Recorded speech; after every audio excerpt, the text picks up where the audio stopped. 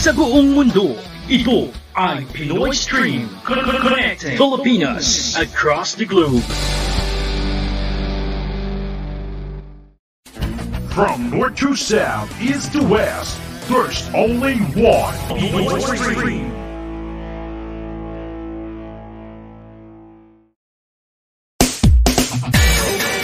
Kayo ay nakikinig sa himpilang makula ng Pinoy Stream Versatile Radio, spreading love across the Filipino nation. I-charge na ang inyong mga device at sumutok sa Pinoy Stream. Abangan ang live streaming ng mga Adonis at mga diwata na magbibigay sa inyo ng saya. dahil ikaw ang bida. Isa-shout out ka at may bonus pang request na kanta.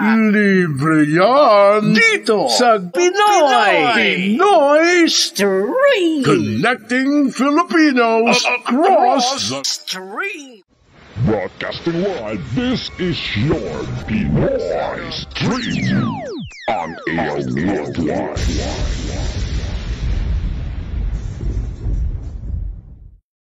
Ang susunod na palatuntunan ay isang bayad na pagsasahimpapawid. Ang mga salita, opinyon, kuro-kuro at komentaryo na inyong maririnig ay mula sa tagapagsalita lamang at walang kinalaman ang pangasiwaan ng himpilang ito. Tuklasin natin!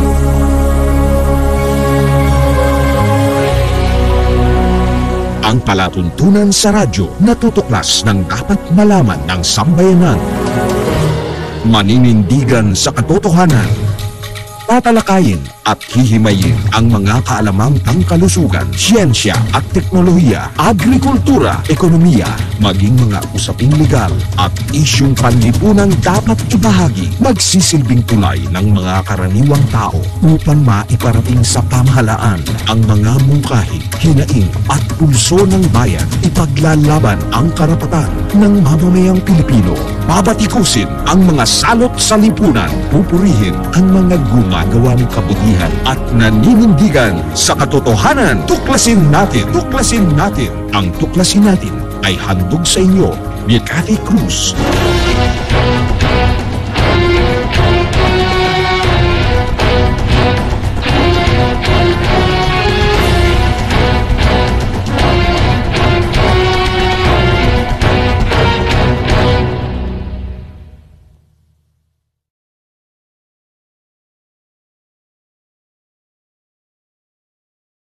Sa programa tuklasin natin is huwag tayong mawala ng pag-asa. Okay? At saka, lagi tayong gumawa ng kabutihan. Yun po. Kasi yung collective consciousness, pag lahat tayo nag-iisip ng kabutihan at nag-iisip ng kagandahan, magmumultiply yan eh. Magmamanifest yan sa physical na mundo. Kaya nga meron tayong kasabihan na as within, so without, as above, so below. Kaya yung power ng prayer, mahalaga yan para sa atin lahat.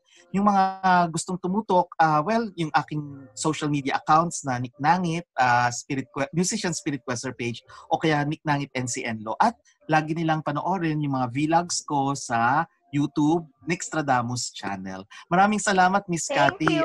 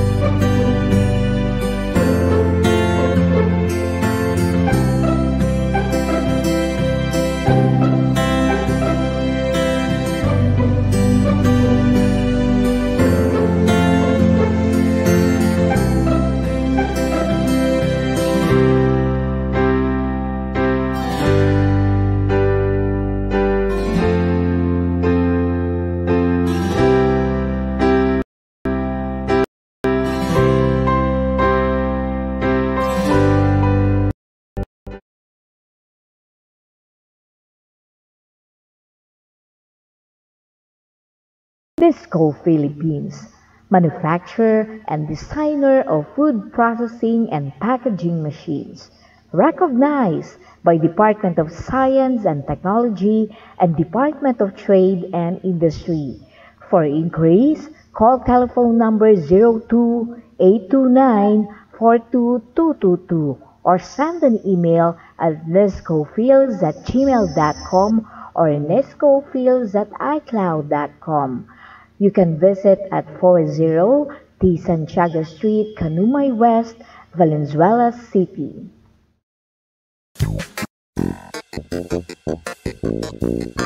Nako, wala namang maibubagay ang hybrid rice mo na yan. Mataas ngang umani, hindi naman pwede sa tag-ulan. Mahina.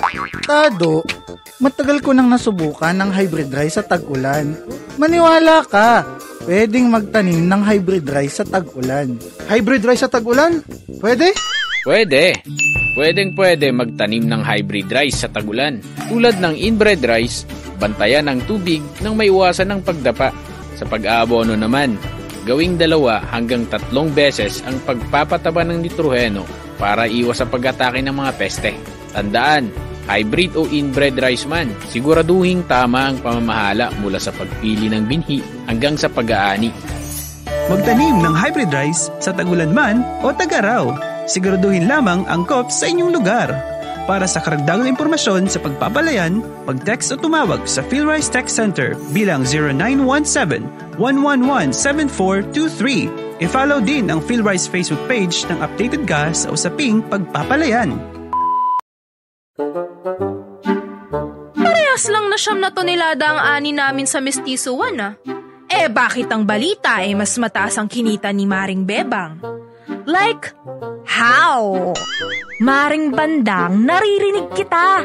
Imbes kasi na pinagiling ko na puting bigas, ay pinagiling kong brown rice ang Mestizo 1 ko. Ibig sabihin, mas malaki ang kikitain kapag ginawang brown rice ang hybrid rice? Check, mare! Mas mataas ang kita kapag pinagiling na brown rice ang hybrid rice. Aabot sa 1 tonelada ang dagdag bigas. Alis na ako, Maring Bebang. Hahabulin ko yung Mestizo 1 ko. Baka pwedeng ipagiling na brown rice. Sagarin ng pakinabang sa palay. Ipagiling na brown rice ang inyong hybrid na palay. Mas mataas na ang kita, mas masustansya pa ang brown rice kumpara sa puting kanin.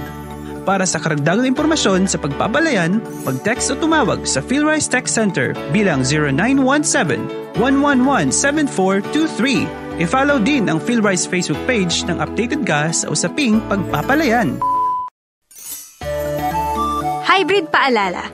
Hindi totoo na mas marami ang kailangang pataba ng hybrid rice kumpara sa inbred rice. Sa paglalagay ng pataba, dapat ay base sa pangangailangan ng palay.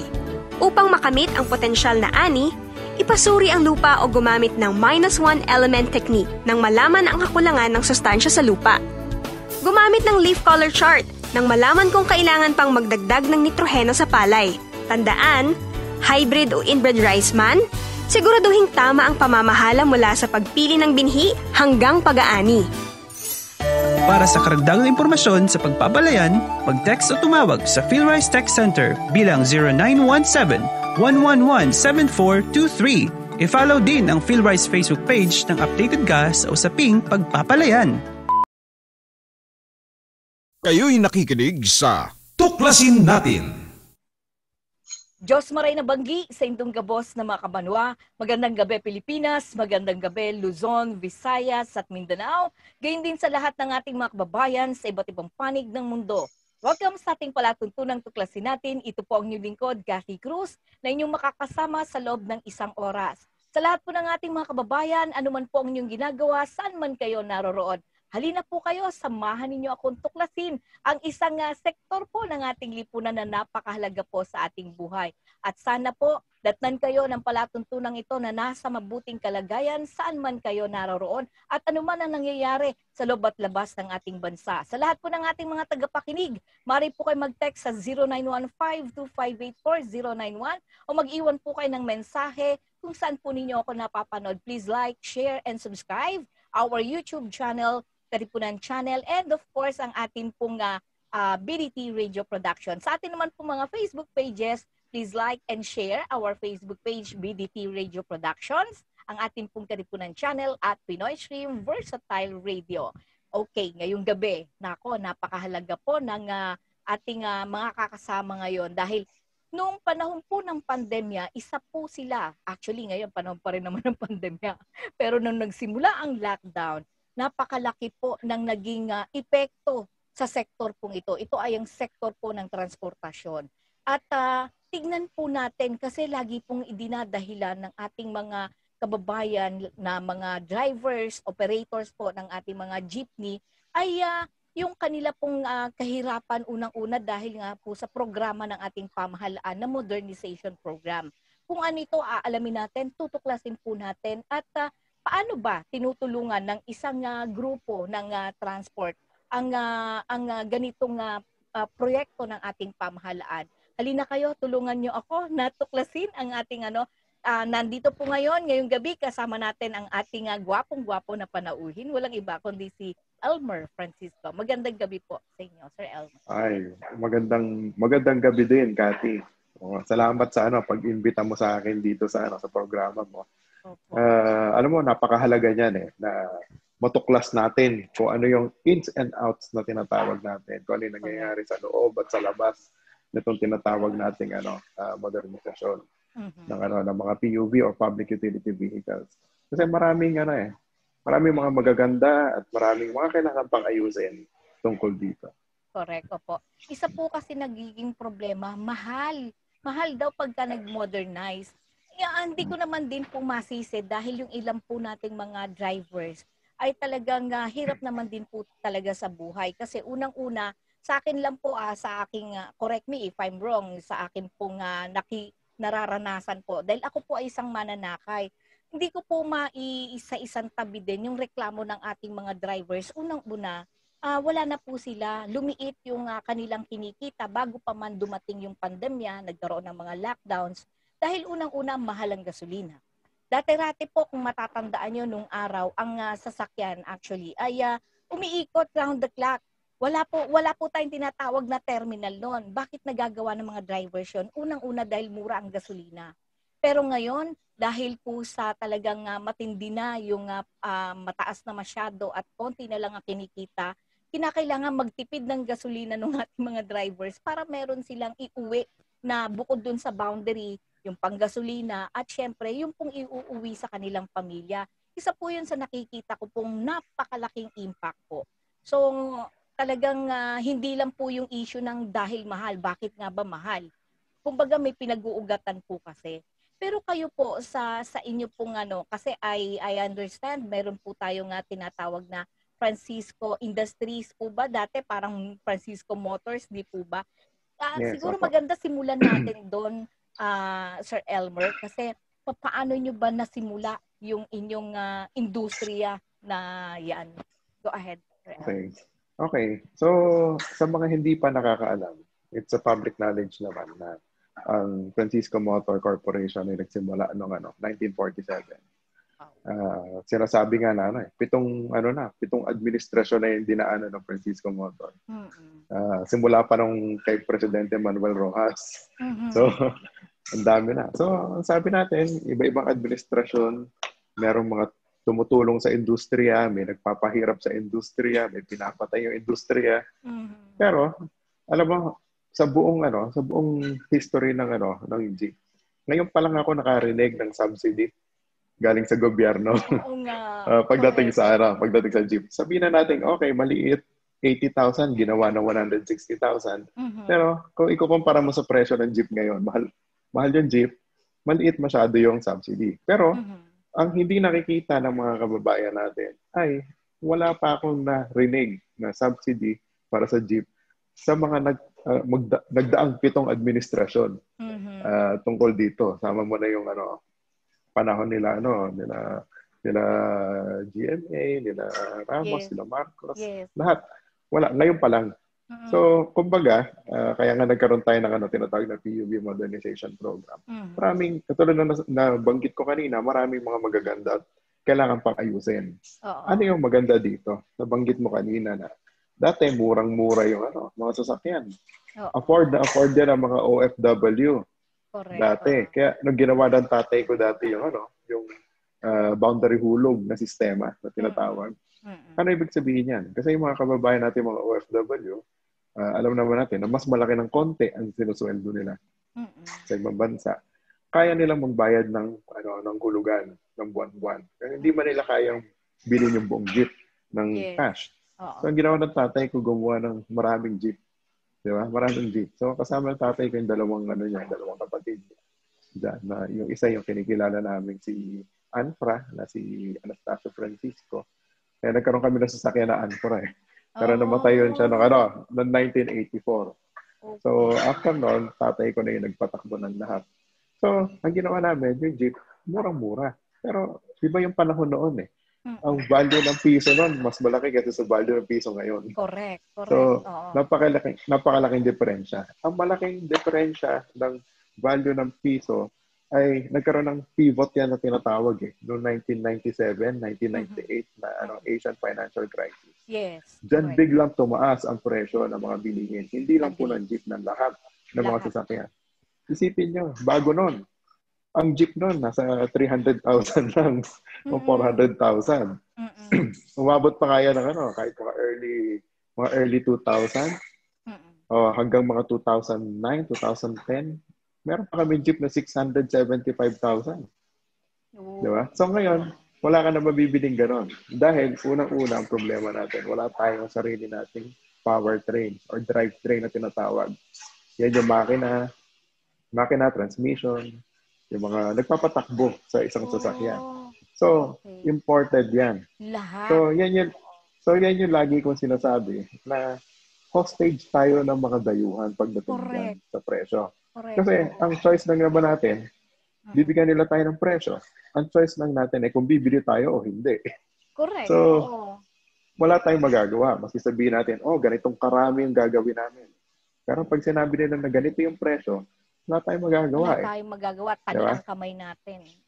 Oo. So, ang kailangan talaga natin, na lagi kong sinasabi, ilang taon na, dekada na, kailangan natin industrialize na tinatawag. Correct. Yan yung tinatawag na pambansang industrialisasyon.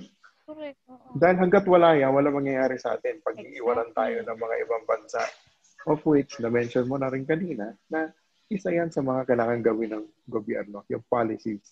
Kasi yung pag-implement niyan, sabihin na natin, the private sector can help with the implementation niyan, yung paggawa ng mga kung ano-ano iba't ibang industriya. Pero yung policies, gobyerno gumagawa niyan. Correct. Dahil tayo, bilang manufacturer, hindi naman tayo makagawa niyan kung walang suporta ng gobyerno. Diba? Kung walang tamang mga polisiya. Dapat meron tayong mga polisiya na pahihintulutan tayong gumawa ng sarili natin mga makina dito sa Pilipinas. Agree. Para murang-mura. So, kami, ginawa namin, nung lumahok tayo dito sa PUV Modernization Program, ang una namin tinignan is yung presyo ng drivetrain. Kasi, alam mo, 73 years na tayong gumagawa ng jeep. Diba ang kumpanya natin? Second generation na ako. So, pero ako, 28 years na ako gumagawa ng jeep. Wow. So, maski nakapikit, kaya kong gumawa ng jeep. So, yung sinabi mo kanina, yung marami kang ibang kayang gawin. Di ba? Ako, marami rin akong kayang gawin. Kaya kong gumawa ng jeep ng gamit ng kamay ko. Di ba? Ang maganda naman dito sa jeep, kada isang pyesa niyan ay negosyo, industriya. Yes. Para sa mga kapwa natin Pilipino. Ano ibig sabihin yan? Itong jeep na nandito sa background ko, yan yung latest model natin. Yan yung pasok sa sukat ng Philippine National Standards.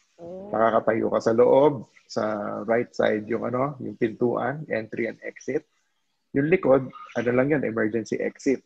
So, requirement din yun. Air condition din yan. 100% brand new. Diba? So, sabihin na natin, kung i-import natin yan, yung katulad ng mga minibus na nakikita natin dito sa Pilipinas. Pag in-import mo yan, wala kang nabigyang trabaho ng mga Pilipino, ng mga manggagawang Pilipino. Diba? So, eto, sa ginagawa natin, sinusource natin lahat, each and every part, kung ano yung meron dito sa Pilipinas, yun ang gagamitin natin. Kasi, gumagawa kami ng jeep, pero hindi naman kami gumagawa ng headlight, di ba? Correct. Hindi rin kami gumagawa ng signal light, hindi kami gumagawa ng windshield, Hindi kami gumagawa ng glass. Manufacturer kami. Pero ang ginagawa namin, i-integrate namin. We cannot claim na kami ang gumawa ng lahat niyan. Dahil hindi. Binibili rin namin yung mga components. Diba? Pero ang mahalaga rito, ang mga components, as much as possible, binibili natin sa mga kapwa Pilipino. Ganun ang gusto natin. Para ang uunlad, yung buong industriya, yung buong supply chain. Exactly. Yun. Ngayon, ang ginagawa rin natin sa makina, ganun din. Kasi meron ibang mga components. Yung mga pang-ilalim, meron na yan dito sa Pilipinas. Yung mga molye na tinatawag, yung mga shocks, shock absorber, mga gulong. Marami yan. Pwede na natin dito i-source yan sa Pilipinas. Pag sinabi kong galing sa Pilipinas, hindi ibig sabihin niya na Pilipino lang yung may-ari. Ay, importante. Maski dayuhan yan, pero nandito yung negosyo nila sa Pilipinas. Nagbibigay yan ng trabaho para sa mga Pilipino dito sa Pilipinas. So, okay din sa atin yan. Yes. So, ngayon, ang makina, pilit natin pinapababa yung presyo. So, kaya nga sabi ko, nag-integrate tayo ng meron tayong full electric na jeep. Meron din tayong diesel na jeep. So, yung diesel nga natin, hindi ko nilabas yung yung Euro 4 dati. Kasi ngayon, Euro 5 na ang atin. Yung jeep natin, Euro 5 na. Euro 5 emission standard compliant. So, ibig sabihin yan, mas environment friendly. Ngayon, yung mga components na iba niyan, meron iba na talagang kailangan pa rin natin bilhin sa ibang bansa. Pero, yung iba na meron dito sa Pilipinas, dito na natin sinasource. So, tulad din nung ANFRA natin nung araw, pati yung Pinoy, 85% Philippine-made yun. So, 15% na lang yung foreign component na. Hanggang sa nawala dahil walang suporta ng gobyerno. Diba? So, ngayon, pagkakataon na natin to na mag-industrialize. Ngayon, meron tayong TUV Modernization Program. Pagkakataon na natin to na paunlarin yung Philippine automotive industry. Diba? Hindi yung foreign na automotive industry. Yung Philippine automotive industry. Marami tayong mga kababayan na magagaling. So, yun yung kailangan natin gawin. So, parang ang nangyari pala, parang naging pintuan lang itong jeepney modernization towards industrialization diyan sa natin, yan sa transportation natin, yan sa jeepneys natin. Yun yung sinasabi mo, Philippine automotive industry, napakagandang sabihin na nga natin na paraan para magkaroon ng trabaho yung mga kababayan natin, di ba? At yung sinasabi niyo nga kung supply chain na tinatawag natin para mabuo. Kumbaga, ini-integrate nyo lang lahat yung yung iba-ibang parts ng sasakyan. At kung meron tayo, katulad yung, syempre, actually, panahon po ni Marcos, natatandaan ko, kaya po gusto niya na magkaroon tayo ng, yung tinayo niya yung Bataan Nuclear Power Plant. One of which, na kaya niya tinatayo yun, ay para magkaroon tayo ng kakayahan na magkaroon ng steel industry. Yung steel manufacturer po tayo. Totoo yan. Hindi po natuloy yun dahil nga nawala siya. Pero dun po tayo patungo. At saka, isa po ang naging dahilan din ng pagpapatayo ng Bataan Nuclear Power Plant ay para hindi tayo makapture o parang katulad nung binanggit nyo kanina na parang tali ang kamay natin pagdating sa kung hindi na tayo bigyan ng langis ng ibang bansa o may gera ng ibang bansa. Tali na tayo. Just imagine yung dati na dikupon lang daw. Yun ang nagtulak daw sa dating Pangulong Ferdinand Marcos para itayo ang BNPP. Pero again, dahil sa ilang mga grupo na iba yung pagtingin, kaya kinontra nila at talagang naging matindi yung black propaganda against the opening ng Bataan Nuclear Power Plant natin. At yun nga yung nakakalungkot kasi just siguro 2 weeks ago ay na-interview ko ang isang Filipino nuclear engineer natin. Mind you, batang-bata siya na nag-aral ng nuclear engineering at nahasa doon sa Korea sa mismong nuclear power plants. At nakakalungkot dahil yung kakambal nga ng BNPP natin hindi natin napabuksan yung sa kanila. Biruin mo pati sa Dubai, UAE, sila ang nagtatayo ngayon ng nuclear power plant. Nakakainggit. dahil dapat Totoo sana yan. hindi ka ngayon dapat nahihirapan, Sir Elmer. 'Di ba? Totoo yan. Alam mo, kailangan nga natin yan yung steel industry. Ang problema nga, napakalaking power ang kailangan mo. Exactly. Para dyan. Oo. Ngayon, ang tanong nga yan, paano ka gagawa ng, sabi nga nila, 250,000 na jeep yung kailangan palitan. Oo. Agad. Saan ka kukuha ng bakal? Di ba? Kung wala tayong steel industry. Diba? So, ang isang option is tunawid yung mga luma. Di ba? So, recycle. So, pwede rin naman yan. Pero, parang parang it's a band-aid solution. Di ba? Yes. Band-aid solution. Na napakarami nating mga natural resources na tinatawag. Agree. Bakit hindi natin cultivate? Kaya kailangan natin mag-industrialize. Dahil hanggat di natin gagawin niya, walang mangyari sa atin. Alam mo, sa automotive industry, nabanggit ko nga, 1947 tayo nagsimula. Ang Hyundai ng South Korea, nagsimula yan 1967. Nauna tayo ng 20 years sa kanila. Layo. Pero iba ang suporta ng gobyerno. So, kailangan natin ng mas marami pang mga batas na makakasuporta dito sa natin, sa sarili nating industriya. So, nabanggit mo nga rin sa akin kanina na mention mo nagkukwentuhan tayo kung kasama natin yung ibang mga transport groups katulad nila Pisto. Yes, oo. Diba? Dun sa summit na ginawa ko dati sa SMX, nandun ang mga taga-DOTR, yung dating ASEC na si Mark De Leon, nandun.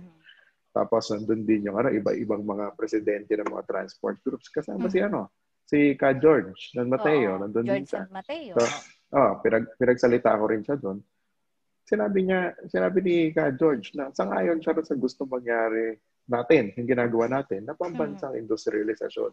Kasi hanggat hindi nangyayari yan, wala mangyayari sa PUB modernization program. Mahihirapan talaga tayo. Kasi isipin mo 3 taon na yung PUB modernization program. Ilan pa lang yung naro-roll out ng mga modernized vehicles. Di ba? Yan ang problema. So, isa dyan yung sinasabi mo kanina na mahal. Mahal yung sasakyan.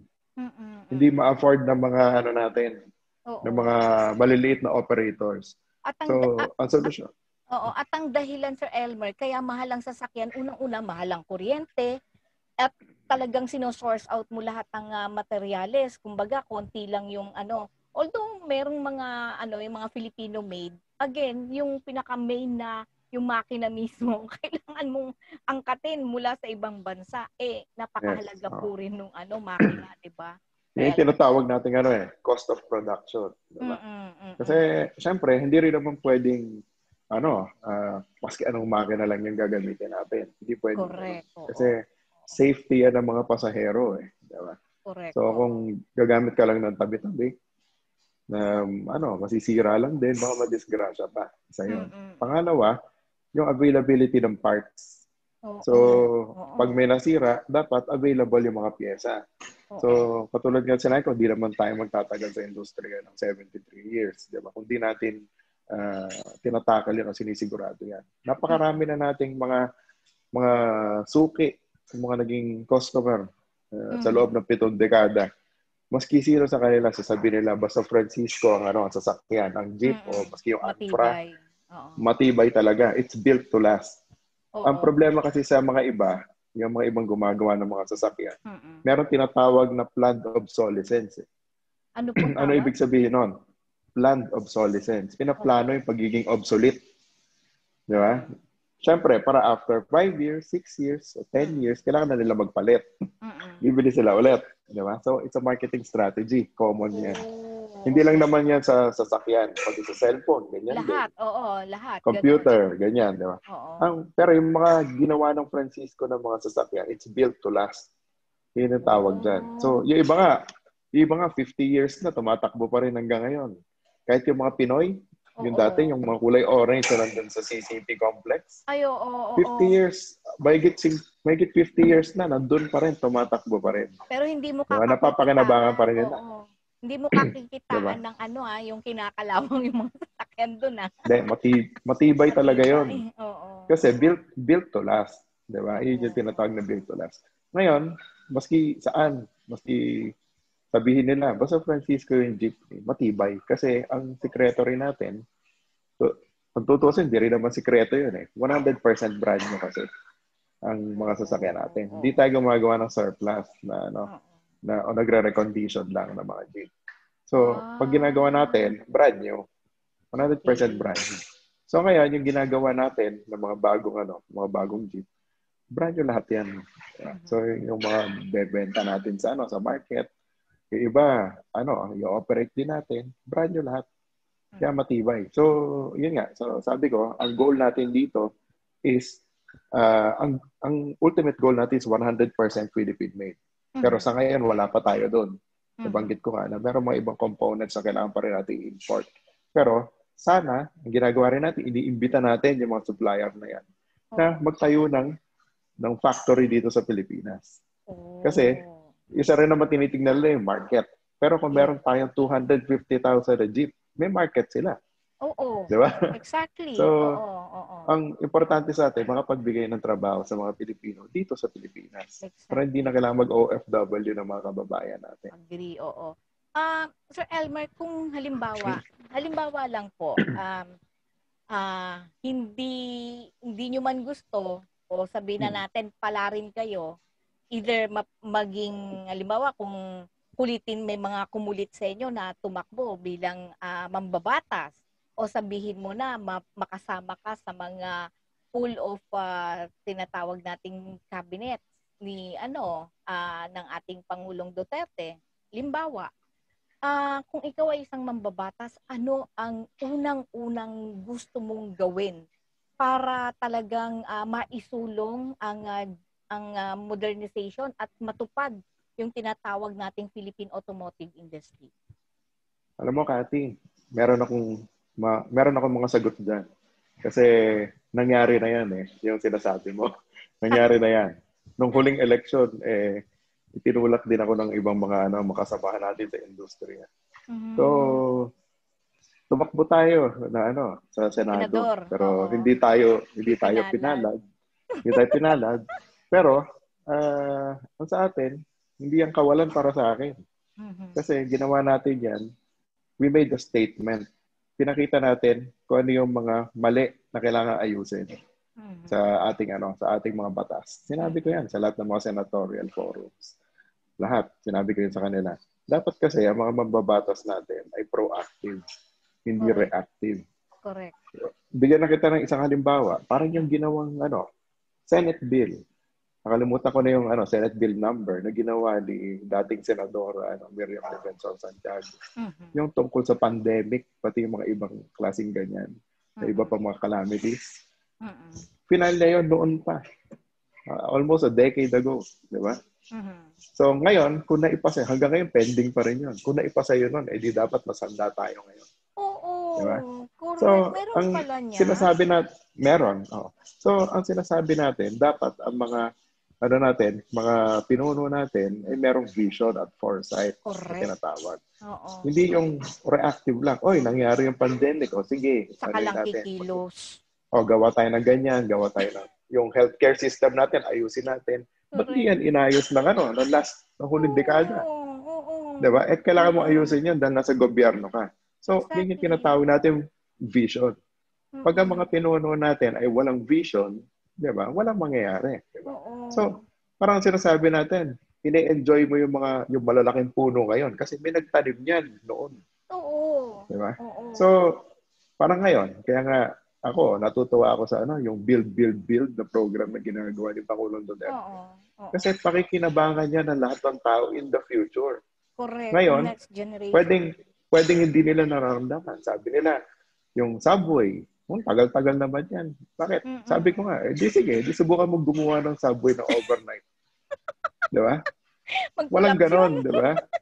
Pero, yung ginagawang yan, yung itinatanim na yan, na infrastructure, pakikinabangan yan ng mga future generations. Agree. Yan yung tinatawag na vision. Diba? Ang foresight naman is nakikita mo yung mga maaaring mangyari habang hindi pa sila nangyayari. Totoo. Diyan naman papasok ngayon yung pagiging proactive. Ibig sabihin, hindi pa dumadating ang problema na solusyonan mo na. Yun ang pinaka-importante sa lahat. So, para pag So, kapag dumating yung ganyang problema, ayos na, wala nang ganyang problema. Diba? So, parang ito, yung PUV modernization program, babalik ko na naman dyan kasi yan yung industry yung ginagalawan natin. Di ba? Ang kailangan natin, makapaglatag ng mga tamang batas, mga policies. Correct. Anong mga yan? Unang-una, hindi isang batas yan marami yan. Una, sa industrialization. Yes. Di ba? Lahat yan, yung buong supply chain. Lahat. Gagawin mo ng mga tamang batas sa steel industry, power industry. Diba? Pati yung natin, mga batas natin sa tungkol sa mga land transportation. Pati sa air, sa sea. Kasi puro outdated na yung mga yan. Kailangan nating i-amend, kailangan nating ayusin. Ang problema, walang gumagawa. Kasi wala tayong mga mambabatas na nandun sa industriya. Yes, Kumbaga, natutuwa tayo dahil merong ibang mga mambabatas na nakikinig. Ang problema, hindi naman yan yung focus nila, hindi yan yung industriya yung ginagalawan nila. Kaya hindi rin nila posibleng maintindihan ng buong buo. Diba? So, yun yung isang problema. Now, ito pinaka-importante, yung government procurement law. Kailangan natin yung amyendahan. Dapat talaga napanigan yung mga gawang Pilipinas. Mga gawa dito sa Pilipinas over sa mga sa mga foreign made. Kasi yan ang ikaw, 'di ba? Gusto mong sinasabi na buy Filipino, 'di ba? Buy Filipino. Ang problema, na misinterpret yata ng mga tao, 'di ba? Nangyari tuloy, nag-OFW yung mga Pilipino dahil binibili ng mga foreigners. 'Di ba? So, yan ang nangyari, di ba? Ako po kasi ang naging problema po natin. Kasi during the time of, hindi ko maiwasan na hindi banggitin ang dating Pangulong. Kasi noon, ang tutok ng kanyang programa sa gobyerno ay to be producer economy, ika nga, no? But after President Marcos, ang nangyari, we converted that producer economy into a service economy. So lahat ng industriya, forget about it. Ang nangyari, tayo ay naging pambansang alila ng buong mundo. Kumbaga, ang gano'n na nangyari sa atin. Ang problema sa ganon, Sir Elmer, ay ano produkto ang meron ka sa bansa mo? Kung lahat inaangkat mo.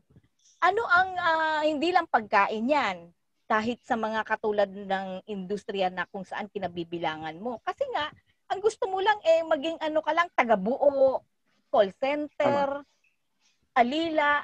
Sorry, pasensya na po kayo, hindi ko naman po minamaliit. Pero kinakailangan kasi kung ang pag-iisip ay ang producer economy ka, mula dun sa mga kabataan natin, nahuhubugin mo sila para maging engineer, ng iba't ibang discipline, papunta ka ngayon doon sa industriya kung saan magbibuild ka na ng mga steel manufacturers, yung mga sa goma, kung ano-ano pa, marami yan, no, na mga kaakibat.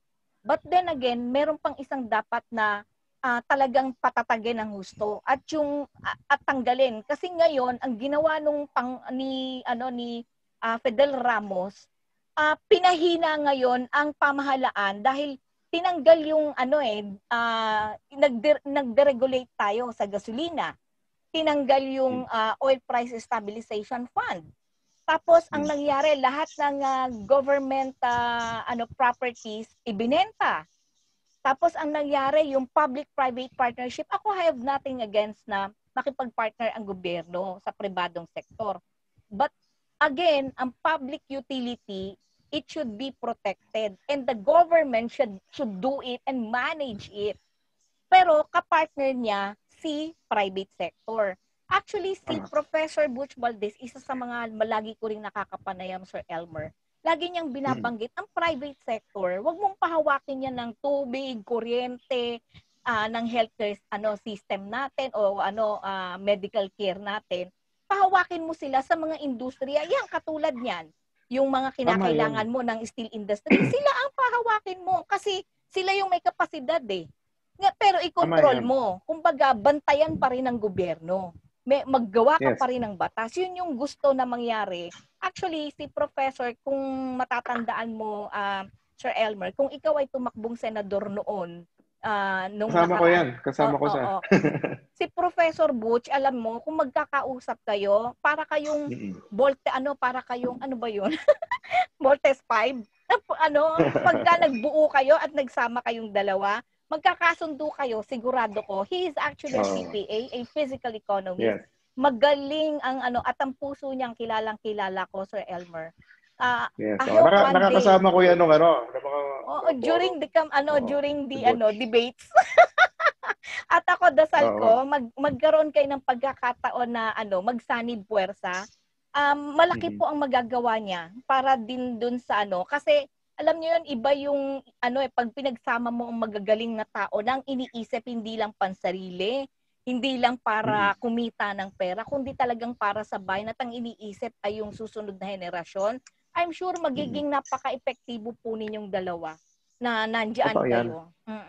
Totoo yan. Alam mo, Cathy, ang isang yung nabanggit mo nga kanina, yun yung isang nakakalungkot. Diba? Yung sabi mo na napunta sa service industry ang mga Pinoy, ang mga Pilipino, mga kapwa Pilipino natin. Alam mo, mayabang ako, Cathy Mayabang ako na tao. Siguro, not in a bad way. Diba? Mayabang ako. Yung tipong yabang na meron kang dignidad. Na hindi po pwede na tatapak-tapakan ka ng kahit sino. Agree. Diba? Maging mga dayuhan o kapwa Pilipino. Diba? Yes. So, yan ang gusto kong makita, gusto kong mangyari sa lahat ng mga kababayan natin, ng mga Pilipino. Kaya nga ginawa namin yung programa ni Caramel na Kasama Kakaibigan. Or tawag nga niya KKK. Diba? So, Kasama Kakaibigan kasi walang maiiwanan. Ibig sabihin, lahat ng buhay may kabuluhan. Lahat yan nagmamatter. Lahat ng tao mayroong boses. Correct. Hindi pwedeng, hindi porke mahirap ka, hindi ka na pwedeng magsalita. Hindi ka na pwedeng umasenso, hindi ka pwedeng ganyan. Or Pilipino ka, nasabihin na nating domestic helper ka sa ibang bansa, sa Hong Kong, sa Saudi Arabia, pwede ka na lang alipustahin. Hindi pwedeng ganon. Yes. Pero ang problema naman, di ba? Parang yung sa Singapore dati, nalala mo yung kay Flor Contemplacion. That's diba? history, yes. Diba? So, ang nangyari dyan, ganito. Kasi yan yung sinasabi na you should always negotiate from a position of strength. Yes. Ang problema nun, nakikiusap si Pangulong Ramos sa gobyerno ng Singapore noon na i-pardon or at least i-extradite yung dito sa Pilipinas na magbitahin. Pero ano naman ang mangyayari kung walang takot ang bansa na kung saan nangyari na merong OFW na nasa ganong sitwasyon na walang takot sa bansa natin. Yun ang hindi nangyari ng panahon ni Presidente Marcos. Agree. Diba? Kasi meron tayong credible military. Hindi ko sinasabi na nagbi-militarization tayo para manggera. Hindi. Meron tayong credible military na yung ibang bansa, maski pa paano, irerespetuhin ka. Agree. Hindi ka ito tulak-tulak. Yan ang gusto kong, yan ang nakikita kong vision. Vision para sa ating bansa, sa Pilipinas. At paano mo gagawin yan? Hindi mo kayang mag-militarize or palakasin ang bansa mo o payamanin yung mga tao kung walang pera. Correct. Diba? Yan ang kailangan. So, paano natin gagawin yan? Kailangan natin mag-export. Ano bang i-export natin? Hindi tao. Produkto. Diba? Kailangan, napakarami nating mga raw materials sa tinatawag, mga natural resources. Dapat hindi natin ine-export yung raw materials. Correct. Dapat dito natin ginagawa sa Pilipinas. Agree. Yung mga finished products, yun yung ine-export natin. How do we do that? Industrialization. Yes. Okay, isang word lang yan. Yung iba, sinasabi nila na mukhang masyadong vague, masyadong mahaba. Kung pagkukwentuhan natin to, hindi tayo matatapos ng isang buwan. Di ba? I can go on and on with this. Pwede nating gawin yan. Kasi, paano mo naman gagawin kung ang ilalagay mo naman na tao sa gobyerno ay hindi niya alam kung anong gagawin. Exactly. So, dapat, bigyan natin ng konting importansya o hindi na importansya na yun yung sinabi mo na yung nilagay sa private sector, yung public utility, public service, hindi na siya service-oriented, profit-oriented na siya. Di ba? So, there are certain industries na pwede mo ibigay sa private. Pero yung iba, kailangan sa government. Di ba? Para talagang serbisyo yung mangyayari. Diba? So, ngayon, babalik tayo dun sa industrialization. Hindi lang yan sa jeep or sa mga commodities, pati sa pagkain. May tinatawag na manufacturing dyan. Yung agro-industrial na tinatawag natin. Ang mga lupa dito sa Pilipinas, ano yan it's very fertile. Diba? Ang problema, kailangan nating i-cultivate. Alam mo, umiikot ako sa buong Pilipinas, napakarami ko nakikita na idle land. Paano nangyari yun? Diba? Paano nangyari yun? Tapos may problema tayo sa pagkain, hindi tayo self-sufficient. Nag-i-import tayo ng bigas, tayo nagturo sa Vietnam gumawa ng bigas. Totoo diba? yan. Tapos tayo nag-i-import sa kanila. Dapat tayo nagmamanufacture din at tayo nag-i-export. Correct. Diba? So, kailangan nating palakasin ang ating mga gobyerno, yung mga government agencies.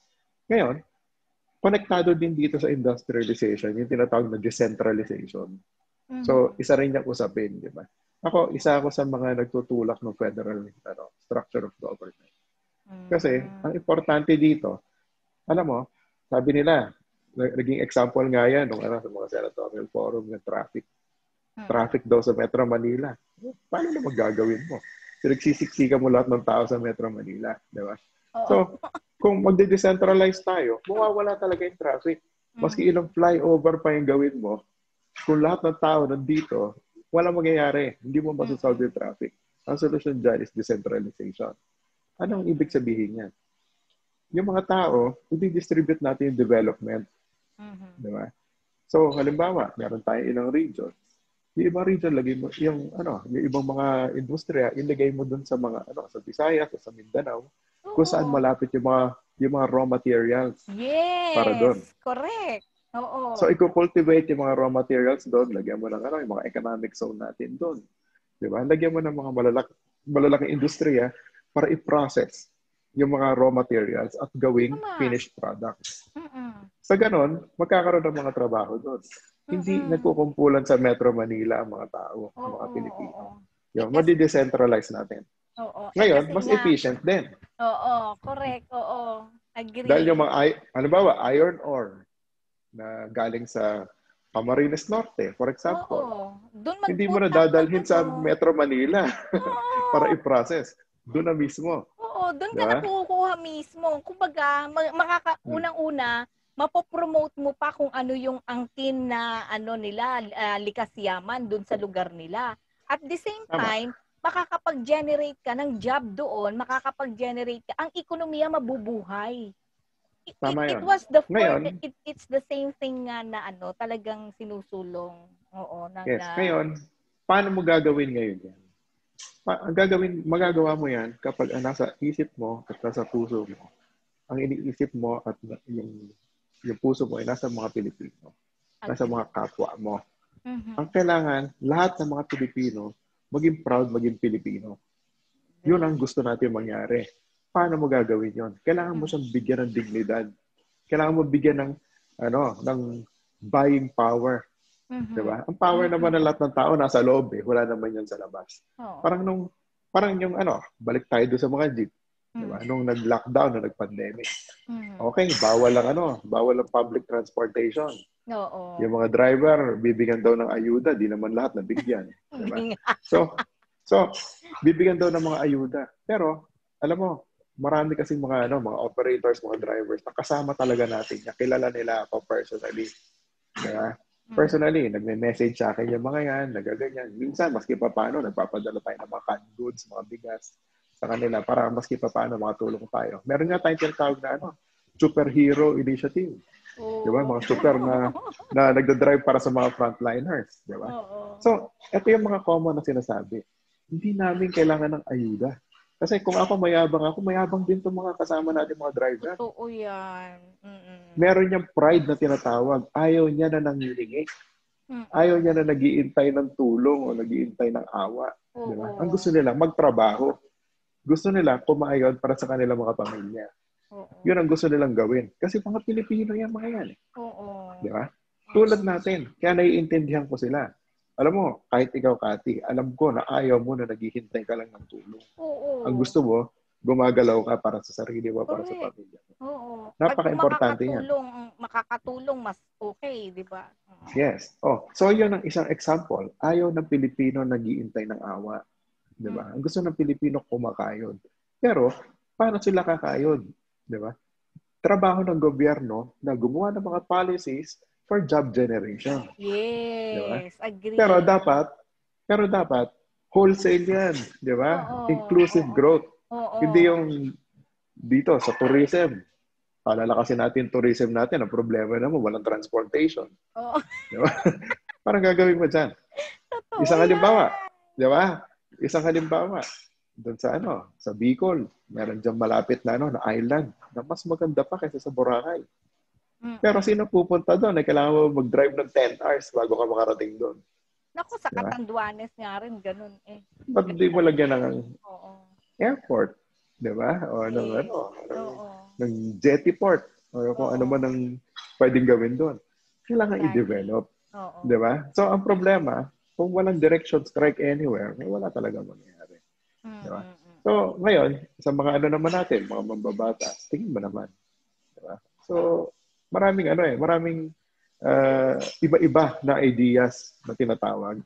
Pero, wala kang makikita nakafocus sa industry ng transportation. Wala talaga. Hindi wala talaga. Nila eh. Hindi yan ang focus nila. Forte nila. Hindi yan ang forte nila. They don't know. Kasi, hindi gano'n ng parang band-aid solution. Kasi, alam mo, Sir Elmer, sa totoo lang, ikaw bilang isang opisyal at mambabatas, meron kang tinatawag na hindi ka pa man nakaupo. No? Alam mo na kagad kung ano ang gagawin mo. Hindi yung kung kailan ka nakaupo, saka ka palang parang estudyante. Alam mo yun, ang sakit sa ulo nun, na para hindi mo naman matututunan yan. And the next thing is, meron ka dapat na short term, middle term, long term. At ang infrastructure mo, there should be soft and hard infrastructure. Ano mo yan? Dapat pinagsasama-sama mo yan. Holistic approach ka dapat. At ang tutok mo, maging producer economy ka. Yun, para lahat, synchronize. Lahat ng government agency mo, kikilos towards that. Para hanggang dun sa pinakasulok na na lugar sa Pilipinas, mapasok mo.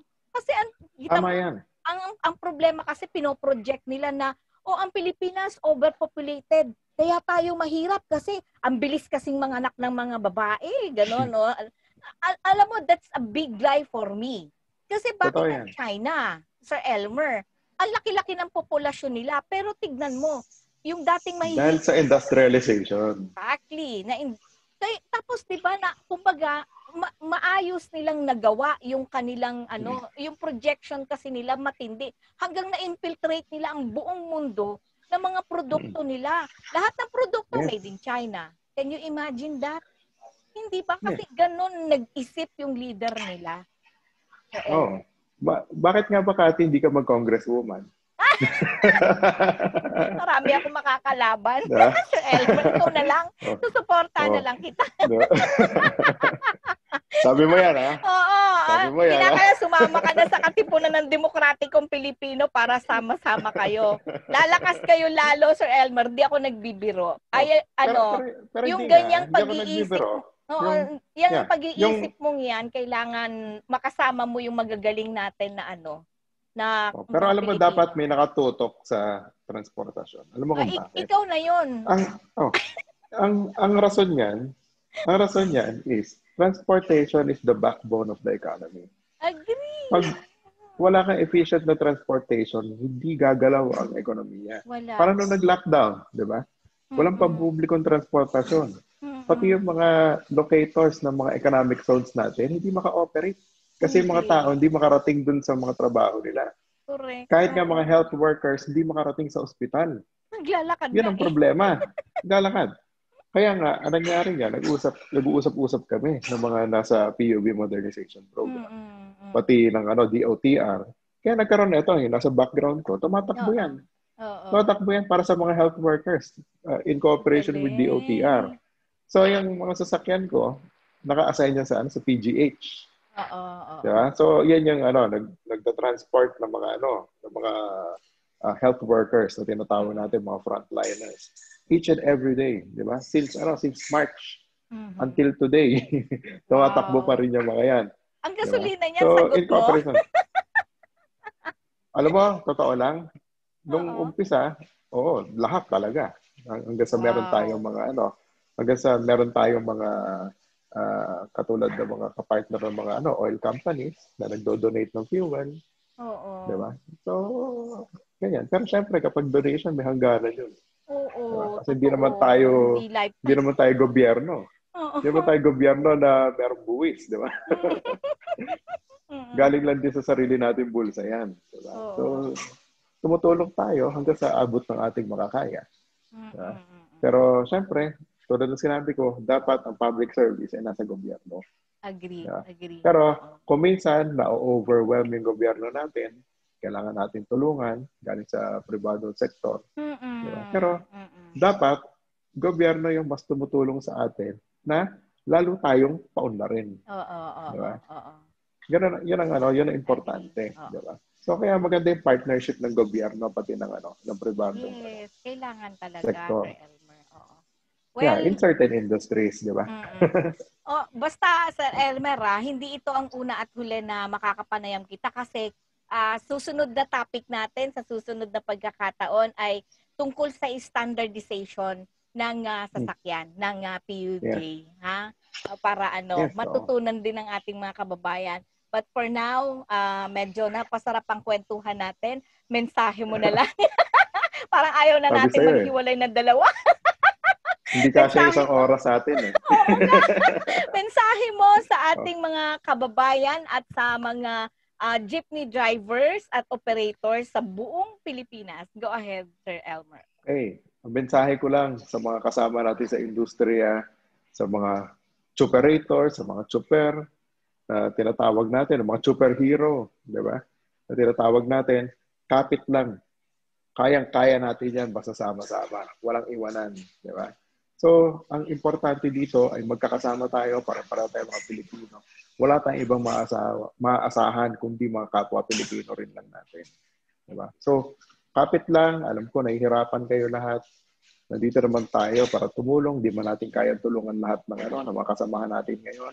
Pero tutulong tayo hanggang sa abot na ating makakaya. Basta kapit lang, sama-sama tayo.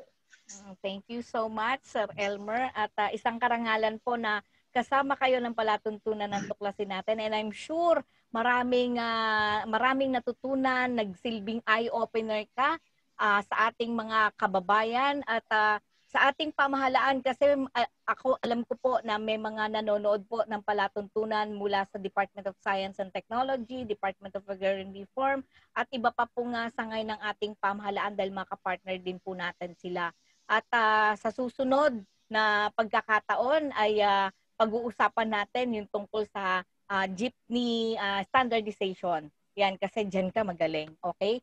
So hanggang sa muling pagkikita uli via Zoom. Medyo matagal-tagal pa. Matagal-tagal pa yung ating pagkikita ng personal pero stay safe and stay healthy dahil kailangan ka ng bansang Pilipinas. Kailangan ka ng ating taong bayan. Okay? Maraming salamat. Okay, napakinggan po ninyo ang atin pong napakagaling na tagagawa, hindi lang po siya tagagawa ng sa susunod tagagawa na rin po siya ng batas. Kaya abangan po ninyo yan, suportahan po ninyo ang isang patriotikong Pilipino katulad ni Elmer Francisco. Sa atin pong pagbabalik, pakinggan po muna natin ang ating mga tagapagtaguyod ng palatuntunang ito. Kayo'y nakikinig sa Tuklasin Natin. Sa programa Tuklasin Natin is huwag tayong mawala ng pag-asa. Okay? At saka, lagi tayong gumawa ng kabutihan.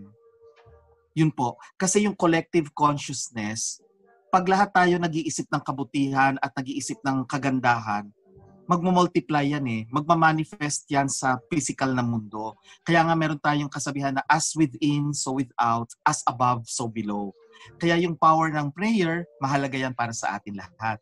Yung mga gustong tumutok, yung aking social media accounts na Nick Nangit, Musician Spirit Quester page, o kaya Nick Nangit NCNLO. At lagi nilang panoorin yung mga vlogs ko sa YouTube, Nixtradamus channel. Maraming salamat, Miss Cathy.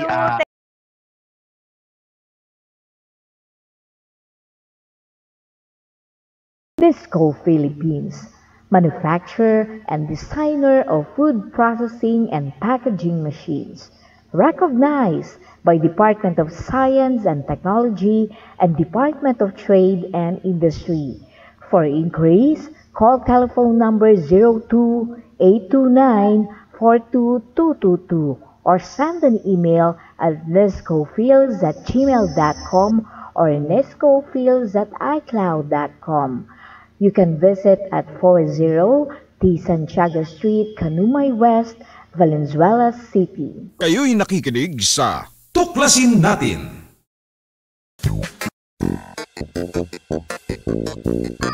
Nako, wala namang maibubagay ang hybrid rice mo na yan. Mataas ngang umani, hindi naman pwede sa tag-ulan. Mahina. Tado, matagal ko nang nasubukan ng hybrid rice sa tag-ulan. Maniwala ka, pwedeng magtanim ng hybrid rice sa tag-ulan. Hybrid rice sa tag-ulan? Pwede? Pwede. Pwedeng-pwede magtanim ng hybrid rice sa tag-ulan. Tulad ng inbred rice, bantayan ng tubig nang maiwasan ng pagdapa.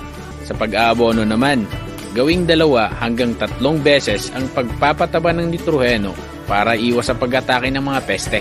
Tandaan, hybrid o inbred rice man, siguraduhin tama ang pamamahala mula sa pagpili ng binhi hanggang sa pag-aani. Magtanim ng hybrid rice sa tag-ulan man o tag-araw. Siguraduhin lamang ang COP sa inyong lugar. Para sa karagdagang impormasyon sa pagpapalayan, mag-text o tumawag sa PhilRice Tech Center bilang 0917-111-7423.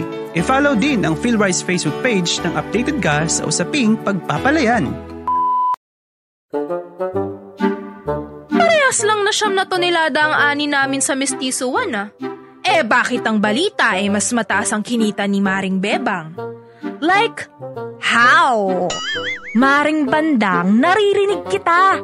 Imbes kasi na pinagiling ko na puting bigas, ay pinagiling kong brown rice ang Mestizo 1 ko. Ibig sabihin, mas malaki ang kikitain kapag ginawang brown rice ang hybrid rice? Check, mare! Mas mataas ang kita kapag pinagiling na brown rice ang hybrid rice. Aabot sa 1 tonelada ang dagdag bigas. Alis na ako, Maring Bebang. Hahabulin ko yung Mestizo 1 ko. Baka pwedeng ipagiling na brown rice. Sagari ng pakinabang sa palay. Ipagiling na brown rice ang inyong hybrid na palay. Mas mataas na ang kita, mas masustansya pa ang brown rice kumpara sa puting kanin. Para sa karagdagang impormasyon sa pagpapalayan, mag-text o tumawag sa PhilRice Tech Center bilang 0917-111-7423. I-follow din ang PhilRice Facebook page ng updated ka sa usaping pagpapalayan. Hybrid paalala. Hindi totoo na mas marami ang kailangang pataba ng hybrid rice kumpara sa inbred rice. Sa paglalagay ng pataba, dapat ay base sa pangangailangan ng palay. Upang makamit ang potensyal na ani, ipasuri ang lupa o gumamit ng -1 element technique nang malaman ang kakulangan ng sustansya sa lupa. Gumamit ng leaf color chart nang malaman kung kailangan pang magdagdag ng nitroheno sa palay. Tandaan, hybrid o inbred rice man, siguraduhin tama ang pamamahala mula sa pagpili ng binhi hanggang pag-aani. Para sa karagdagang impormasyon sa pagpapalayan, mag-text o tumawag sa PhilRice Tech Center bilang 0917-111-7423. I-follow din ang PhilRice Facebook page ng updated ka sa usaping pagpapalayan. Kayo'y nakikinig sa Tuklasin Natin. Okay, tayo po ay muling nagbabalik sa ating palatuntunang Tuklasin Natin. Ito po ang inyong lingkod, Gazi Cruz, na inyo pong nakakasama sa loob ng 1 oras. At napakinggan po ninyo ang panauhing tagapagsalita natin ngayong gabi, isang negosyante, isang pilantropo, isang Pilipino na nagsusulong ng pambansang industrialisasyon upang mabuhay ng may dignidad ang bawat mamamayan ng bansang ito. Ang halos 3 dekadang karanasan niya sa pagbuo ng mga sasakyan na nakilala natin Francisco Jeepney o Francisco Motors, no? Yung panahon pa ng kanyang ama. At ito ngayon ay naging Elmer Francisco Industries na ay actually hindi natin matatawaran. Nakita niya ang pangangailangan ng ating bansa na magkaroon ng kakayahang tumayo sa sariling paa, na hindi aasang umangkat. Mahirap, hindi madali, pero kailangan gawin upang magkaroon ng kakayahan ng ating mamamayan na bumili ng mga pangangailangan. Sa madaling salita, magkaroon ng disenteng pamumuhay at makakamit lang yan kung may hanap buhay o pagkakakitaan ang ating mga kababayan. Sa aming pag-uusap, kapansin-pansin ang pagkilala niya sa ating pamahalaan sa mga tulong at proyektong ginagawa katulad ng Jeepney Modernization Program o sa madaling salita yung Public Utility Vehicle Modernization Program. Kaliwat ka ng batikos ang inaani dahil sa kakayahan ng ating tsuper at jeepney operators na din ang programa dahil nga sa financial na issue o problema. Pero kakaiba ang isiniwalat ni Elmer Francisco ngayong gabi. Para sa kanya, ang Public Utility Vehicle Modernization Program ay pintuan o panimulang hakbang upang tumuloy sa tinatawag niyang Philippine Automotive Industrialization. Anya, nasa 20 o 250,000 jeep ang kakailanganin para sa makabagong sasakyan ng bansa kapag ipinatupad itong modernization program. Itong mano ay isang malinaw na ekonomiya na ng bansa na kailangan ang supply chain ng pagbuo ng mga jeepney at dito na galing mismo sa ating bansa kukunin ang mga pyesa at mismong makina at hindi naaangkat sa ibang bansa. Yan ay para mapababa natin ang halaga mismo ng jeepney. Sabi nga niya, we should be in the position of strength para respetuhin tayo ng ibang bansa, para kilalanin tayo. Vision para sa ating bansa. We need to export our own products, not our Filipino people. Diba? Not our Filipino people. Malinaw po yun. Ang mga resources natin, hindi dapat kinukuha ng ibang bansa. Sa halip tayo, dapat ang gumagamit. We should enter into industrialization. Gamitin natin. At yung mga, kung ano man ang likas na yaman na meron ng bawat rehiyon o probinsya sa ating bansa, gamitin, yun ang linangin, gamitin at yun ang magsilbing parang parang sila yung factory kung ano man yung mabubuo nila. So, natutuwa naman ako dahil itong si Elmer Francisco ay pabor na maibalik sa ating pamahalaan ng pangangasiwa ng public utilities. Natutuwa ako dahil may mga Pilipinong ganito mag-isip, tulad din ng physical economist na kilala natin at itinuturing kong Renaissance man ng Pilipinas na walang iba kundi si Professor Butch Valdez. Nawa, dumating ang pagkakataong magkita, magkausap, magkatulungan ng dalawang ito para sa ikauunlad ng ating bansa at ng mamamayang Pilipino. Hindi ito ang panahon ng pamumulitika, bagkus ito ay panahon ng pagsasama-sama ng mga mahuhusay, tapat at may natatanging talino upang magsanib puwersa tungo sa ikauunlad ng bansa. Walang ibang paraan. Gusto natin ng maunlad na bansa, gusto nating mabuhay ang ating mga mahal sa buhay ng may dignidad, let's go back to industrialization. Katulad ni Elmer Francisco, isinusulong din ni Professor Butch Valdez ang industrialisasyon. Natatandaan ko ang mga binitawang salita niya sa maraming fora, sa mga meetings namin at maging sa kanyang palatuntunan sa RMNDZXL, ang ating katipunan. Kailangan simulan agad yung efficient, sustainable, clean source of energy. Yung pagtatatag ng nuclear energy development plant sa ating bansa, ang pagbubukas ng Bataan Nuclear Power Plant. Kinakailangan makita ito, ang kahalagahan nito, para magkaroon tayo ng kakayahan na magtungo sa industrialisasyon ng ating bansa para hindi siya mahal. Can you imagine na tayo ang may pinakamahal tayo ang talagang pinakamahal ang kuryente sa buong mundo, hindi lamang po sa Pilipinas. At ikalawa, repeal Electric Power Industry Reform Act. Ito yung IPIRA na pumipigil sa ating pamahalaan para pumasok o hawakan ang mismong pangangasiwa ng ating mga public utility vehicles. Ito rin public utilities, no? At ito rin mismo yung pumipigil, itong batas na to ang pumipigil upang hindi lang pangasiwaan kundi talagang maglikha pa ng mas mga mahuhusay na mga programa o proyekto para sa ikabubuti ng ating bayan. And also, ibalik lahat ang ating mga public utilities sa gobyerno. At yan din ang sinasang-ayunan. Malinaw yan na sinabi ni Elmer Francisco. Kasi para hindi siya, service-oriented siya. Yun ang binabanggit niya. And put up steel industry. Yun din, pabor din si Elmer Francisco dyan. At iba pang industriya, kaugnay sa paggawa ng sasakyan na hindi na tayo umaangkat ng mga pyesa o makina. And in fact, sa pag-uusap namin ni Elmer Francisco, ang industrialization, nabanggit nga rin niya yung agro-industrial. No? Agro-industrialization. Napakahalaga nito bilang isang bansa na talagang isa tayong agrikulturang bansa. Hindi nga niya raw ma-imagine kung bakit ang bansang Pilipinas ay umaangkat ng bigas. Na samantala ang dami-dami o napakalawak pa ng ating mga lupain. I-maximize lahat yan. At actually marami pa tayong dapat isaayos bukod sa batas, maging mga programa ng ating pamahalaan. At isa na rito yung soft infrastructure ika nga. No? Ito yung edukasyon o curriculum patungo sa layunin na maging isang industrialisadong bansa o sa madaling salita o sa ibang salita ay maging isa tayong producer economy once again.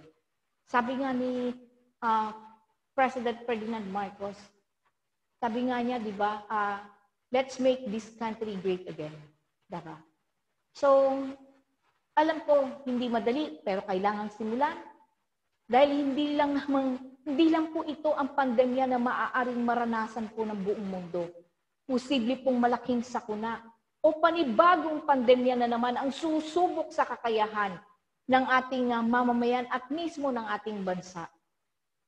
Can you imagine that? Susubok sa ating kakayahan bilang isang bansa. Once again, sana po makita ito ng ating mga leader ng ating bansa, ng ating mga mambabatas.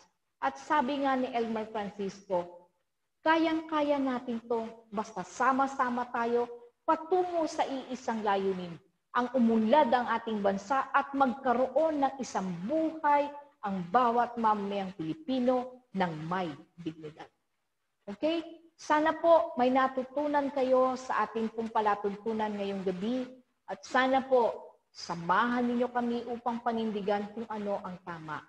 At sa lahat po ng ating mga tagapanood, maraming salamat. Pero katulad po ng lagi ko pong sinasabi sa inyo, ang palatuntunan pong ito ay mananatili po na maninindigan sa katotohanan upang hindi tuluyang mawasak ang ating lipunan. At ang palatuntunan ito, patuloy na tutuklasin ang dapat malaman ng sambayanan. Pero bago po ako tuluyang magtapos, tandaan po natin, batay sa Saligang Batas ng Pilipinas ng 1987, Article 2, Section 9, na dapat itaguyod ng Estado ang makatwiran at dinamikong kaayusang panlipunan na titiyak sa kasaganaan at kasarinlan ng bansa at magpapalaya sa sambayanan laban sa kahirapan sa pamamagitan ng mga patakarang nagtatakda ng sapat na mga lingkurang panlipunan, nagtataguyod ng pagkakataon na makapaghanap buhay ang lahat, umaangat na standard ng pamumuhay at ng lalong mainam na uri ng buhay para sa lahat. Muli na naman kung magpipinid ang ating palatuntunang tuklasin natin, naway magsilbing gabay at tulong ang mga kalamang inyong narinig at nag-iwan sa inyo ng pangmatagalang kakintalan. Sama-sama po tayong manindigan sa katotohanan na hindi tuluyang mawasak ang ating lipunan. Cathy Cruz po ang inyong nakasama sa nakalipas na isang oras. Sa ngalan po ng pamunuan ng Katipunan Channel at syempre ng Pinoy Stream Versatile Radio, kami po ay lubos na nagpapasalamat at sa lahat ng ating mga nakaagapay na technical staff, kay Ver Archivido, kay Roxanne Suba, maraming salamat sa ating Katipunan na family, lalo na kay Ka Butch Valdez At syempre sa atin pong Pinoy Stream Versatile Radio, walang iba kundi si Levy Tixon, si DJ Marshmallow, si Felicidad Sumawang, at sa lahat ng bumubuo ng Pinoy Stream at sa aking mga kasamahan dyan na nagsasahimpapawid din po ng kanilang palatuntunan, lalo na kay Joby de Guzman at syempre dito kay Victor Salonga at kay MJ de Guzman. Kami po ay pansamantalang magpapaalam at nagpapasalamat na sinamahan ninyo kami dito sa ating palatuntunang tuklasin natin hanggang sa susunod na pagtatanghal. Magandang gabi po sa inyong lahat.